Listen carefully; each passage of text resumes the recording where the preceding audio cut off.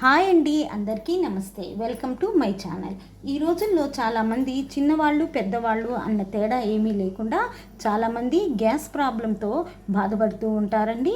మనం కంటిన్యూస్గా ట్యాబ్లెట్స్ వాడకుండా మన ఇంట్లో దొరికేటువంటి వాటితో ఏ విధంగా వీటి నుంచి దూరం కావచ్చు అనేది నా వీడియోలో ఇప్పుడు చూసేయండి.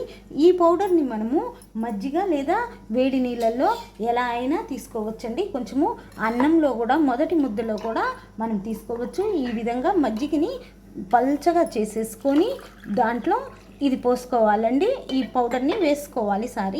ఈ పౌడర్ని వేసేసుకొని కలుపుకొని తాగేయడమేనండి. ఆరారంగా తీసుకున్నట్లయితే మనకి బాగుంటుందండి. అదేవిధంగా దీన్ని వేడివేడి అన్నంలో ఒక నెయ్యి చుక్క వేసుకొని అలా కూడా తినచ్చండి. అంతేకాకుండా మనము ఇది మజ్జిగలో వేసుకోలేము అనుకున్నప్పుడు దీనిని కొంచెము వేడి నీళ్ళు పోసుకొని అలా కూడా ఈ పౌడర్ని వేసుకొని అలా కూడా చేసుకోవచ్చండి. చూడండి, ఈ విధంగా వేడి నీళ్ళు కొన్ని పోసేసుకొని పరగడుపును కూడా మనము తీసుకోవచ్చండి. వేడి నీళ్ళల్లో మనము దీన్ని కొంచెంగా వేసుకోవాలండి. అంతేనండి, కలిపేసుకొని తాగేసేయడమేనండి. ఈ విధంగా తీసుకుంటూ ఉన్నట్లయితే మనకి గ్యాస్ ప్రాబ్లం అనేది కంటిన్యూస్గా రాకుండా తగ్గిపోతుందండి.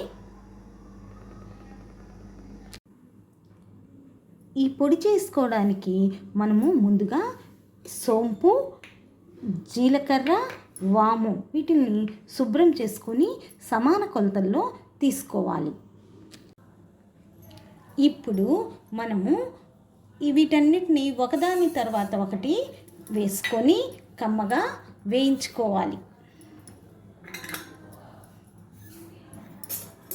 మంచి సువాసన వచ్చేదాకా వేయించుకోవాలి. సిమ్లో పెట్టుకొని మాడకుండా వేయించుకోవాలి.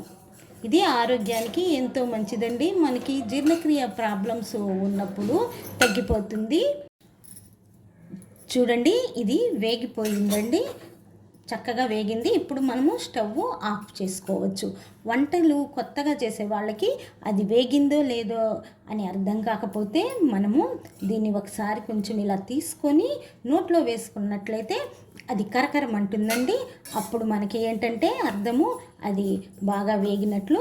ఇంకా మనము దీన్ని స్టవ్ ఆఫ్ చేసేసుకొని మనము చల్లారబెట్టుకోవాలి.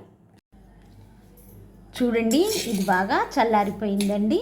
ఇప్పుడు మనము దీనిని మిక్సీ జార్లో వేసుకొని మిక్సీ పట్టుకోవాలి.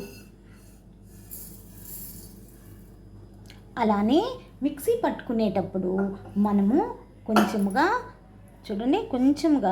ఉప్పు చిటికేనండి ఇంగువ వేసి మిక్సీ పట్టుకోవాలి. ఎందుకంటే మనం నిల్వ ఉంచుకునేటప్పుడు పాడు కాకుండా ఉంటుందన్నమాట. ఈ విధంగా మిక్సీ పట్టుకున్న తర్వాత దీన్ని మనము ఒక కంటైనర్లో కానీ లేదంటే స్టీల్ బాక్స్లో కానీ మీకు ఏది కన్వీనియంట్ అయితే దాంట్లో వేసుకోవాలి. నా వీడియో కనుక మీకు నచ్చినట్లయితే లైక్ చేయండి, షేర్ చేయండి, సబ్స్క్రైబ్ చేసుకోండి.